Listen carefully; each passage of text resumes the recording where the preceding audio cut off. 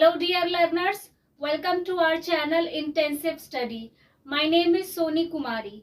We have been doing maths of class 7 of NCERT and we have been continuing the chapter of comparing quantities. हम chapter 8 comparing quantities को continue कर रहे हैं. Comparing quantities यानी राशियों की तुलना. Exercise 8.1 का question number 2 है. In a computer lab, there are 3 computers for every 6 students. एक कंप्यूटर लैब में 3 कंप्यूटर हैं हर 6 बच्चे के लिए, यानी 6 स्टूडेंट्स के लिए 3 कंप्यूटर्स हैं. How many computers will be needed for 24 students? तो 24 स्टूडेंट्स के लिए कितने कंप्यूटर्स चाहिए, ये हमसे पूछा गया है. इस क्वेश्चन को आप 2 मेथड से सॉल्व कर सकते हैं, ratio method and unitary method. सबसे पहले रेशो मेथड हम यूज करेंगे. सबसे पहले इसे सॉल्व करने के लिए मैं रेशो मेथड यूज करूंगी. सबसे पहले हम क्या करेंगे कि हम कंप्यूटर्स और स्टूडेंट्स का रेशो फाइंड करेंगे. रेशो फाइंड करने के लिए क्या करते हैं, सबसे पहले तो इसे अपॉन के फॉर्म में सॉल्व करते हैं. यानी पहले आप कंप्यूटर लिखिए और अपॉन के नीचे स्टूडेंट्स लिखिए, क्योंकि हमें कंप्यूटर्स टू स्टूडेंट्स का रेशो फाइंड करना है. कंप्यूटर कितने हैं, 3 कंप्यूटर्स हैं 6 स्टूडेंट्स के लिए. कंप्यूटर के सामने 3 अपॉन स्टूडेंट्स के सामने 6. अब इसे कैंसिल करके लोएस्ट फॉर्म में ले आएंगे. 3 1s are 3 upon 3 2s are 6. इसे 1/2 में ले आए. 1/2 मीन्स 1:2. 1:2 यानी कंप्यूटर्स और स्टूडेंट्स का रेशो क्या है, 1:2. ये 1 क्या है, ये कंप्यूटर को बताता है, और ये 2 क्या है, ये स्टूडेंट्स को बताता है. यानी हर 2 बच्चे के लिए एक कंप्यूटर है. इस लैब में हर 2 बच्चे के लिए एक कंप्यूटर है. अब हम इसी तरीके से 24 स्टूडेंट्स के लिए फाइंड करेंगे. सबसे पहले कंप्यूटर अपॉन स्टूडेंट्स. ये जो रेशो आपने फाइंड किया है इसे 1/2 इसे अपॉन के फॉर्म में लिख लेंगे. स्टूडेंट्स हमें कितना बताया गया है, 24. हमें 24 स्टूडेंट्स के लिए फाइंड करना है. क्या फाइंड करना है, नंबर ऑफ कंप्यूटर्स. तो इसे इस तरीके से अरेंज कर लेंगे. अब आप ये बताइए कि 2 से 24 कैसे हो सकता है. 2 से 24 हो सकता है जब हम 2 को 12 से मल्टीप्लाई करें, क्योंकि 2 12s या फिर 12 2s 24 होता है. 2 मल्टीप्लाई बाय 12 होता है 24, राइट.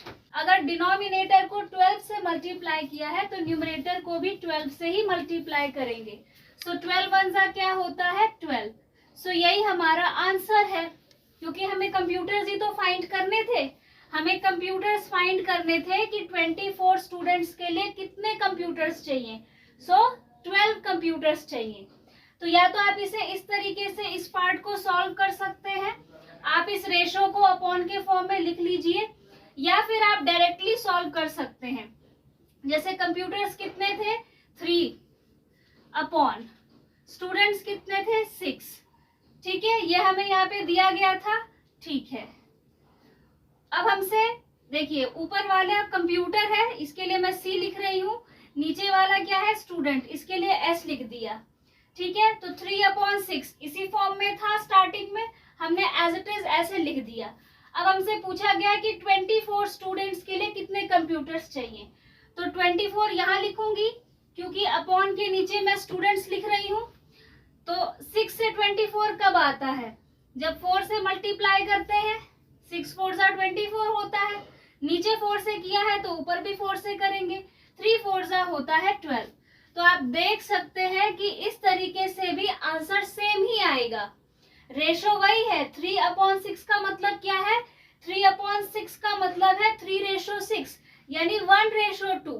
तो चाहे 3/6 हो, चाहे उससे भी आगे बढ़ जाए, रेशो तो वही रहेगा ना, 1:2. इसी फॉर्म में आगे बढ़ रहा है, तो इसीलिए आपका आंसर दोनों तरीके से सेम ही आएगा.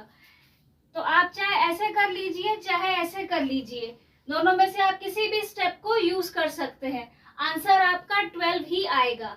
24 स्टूडेंट्स के लिए 12 कंप्यूटर्स नीडेड हैं। अब इसी क्वेश्चन को यूनिटरी मेथड से सॉल्व करेंगे। यूनिटरी मेथड, हमें इस क्वेश्चन में फाइंड क्या करना है? कंप्यूटर्स फाइंड करने हैं। तो जो भी क्वेश्चन में लिखा गया है इसे बस लिखते जाइए। जैसे computers needed for 6 students is equal to 3। 6 students के लिए कितने कंप्यूटर्स चाहिए? 3 कंप्यूटर्स चाहिए। So computers needed for 1 student, तो एक स्टूडेंट के लिए कितना कंप्यूटर चाहिए? 3/6 इतना चाहिए। ठीक है, 3/6 इस फॉर्म में इसे लिखेंगे। 3 को यही रहने देंगे और ये जो 6 है इसे अपॉन के नीचे लिखेंगे। अब हमें फाइंड क्या करना है? Computers needed for 24 students. So computers needed for 24 students। Computers needed for 24 students. तो ये जो आपने रेशो बनाया है 3/6, ये जो आपने फॉर्म बनाया है इसे आप यहाँ ले आइए और इसे मल्टीप्लाई कर दीजिए 24 से, क्योंकि हमें यही तो फाइंड करना है कि 24 स्टूडेंट्स के लिए कितने कंप्यूटर चाहिए। सो चलिए अब इसे कैंसिल कर सकते हैं। जैसे 3 1 जा 3, 3 2 जा 6 और 2 24 को कट कर देगा 12 पे कैंसिल कर देगा। तो एक तो ये तरीका है, तब भी आपका आंसर 12 आएगा। इसे आप दूसरे तरीके से भी कैंसिल कर सकते हैं। जैसे 3/6 मल्टीप्लाइड बाय 24, मैंने इसे फिर यहाँ पर उतार लिया है। 6 4 जा 24 होता है और 3 4 जा क्या होता है? 12 होता है। तो आप देखिए कि चाहे आप जैसे भी कैंसिल करें, अगर आपने कैंसिल एकदम ठीक किया है, सही तरीके से डिवाइड किया है, तो आंसर आपका 12 ही आएगा। So the final answer is 12 computers. 12 computers are needed for 24 students. 24 बच्चों के लिए 12 कंप्यूटर्स की आवश्यकता है।